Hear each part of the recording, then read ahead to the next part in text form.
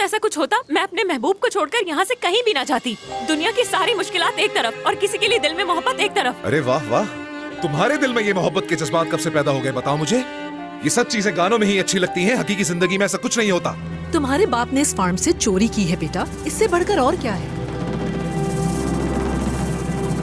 अगर तुम मेरी बेटी के साथ कोई भी ताल्लुक रखना चाह रहे हो तो तुम्हें अपने खानदान को हर हाल में छोड़ना होगा।